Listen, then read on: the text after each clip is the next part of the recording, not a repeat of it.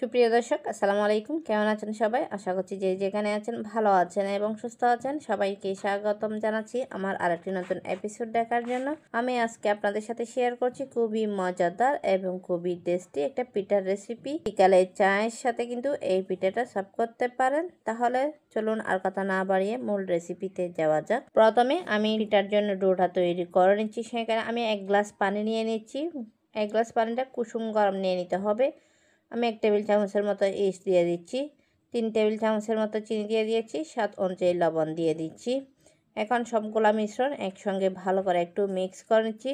আশা করছি আজকের রেসিপিটা আপনাদের কাছে ভালো লাগবে। ভালো লাগলে লাইক, কমেন্ট এবং বেশি বেশি করে শেয়ার করবেন। এই পর্যায়ে আমি 2 কাপের মতো ময়দা দিয়ে দিচ্ছি। ময়দাটা আমি ভালো করে মিক্স করে একটা ডো তৈরি করে নিচ্ছি। আশা করছি আজকের রেসিপিটা আপনাদের কাছে ভালো লাগবে। ভালো লাগলে প্লিজ আমার পেজটা ফলো এবং লাইক করে দিবেন। ডোটাকে আমি ভালো করে মতে 30 মিনিট রেস্টে রেখে দিয়েছিলাম। 30 মিনিট পর আমি আবারও ফিরে এসেছি।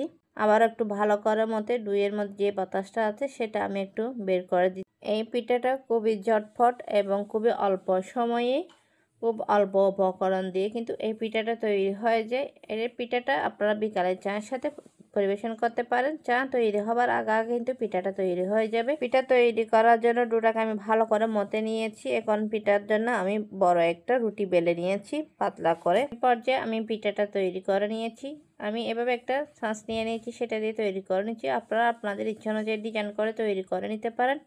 সবগুলা পিঠা কিন্তু তৈরি হয়ে গেছে। এবার কিন্তু ভাজার পালা। ভাজার জন্য আমি আগে থেকে অয়েলটা ভালো করে গরম করে নিয়েছি।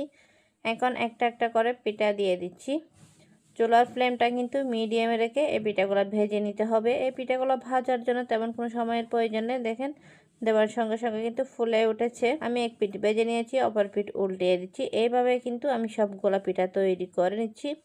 এই পিঠাগুলো তৈরি করে বিকালে চায়ের সাথে সার্ভ করতে পারেন। বড় আর ছোট সবারই পছন্দ হবে এই পিঠাগুলো।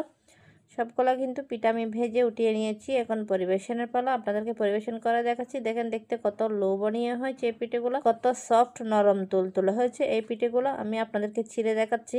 আপনারা এইভাবে ভালো বাসায় ট্রাই করবেন। আর আজকের রেসিপিটা আপনাদের কাছে কেমন লেগেছে অবশ্যই কমেন্ট করে জানাবেন।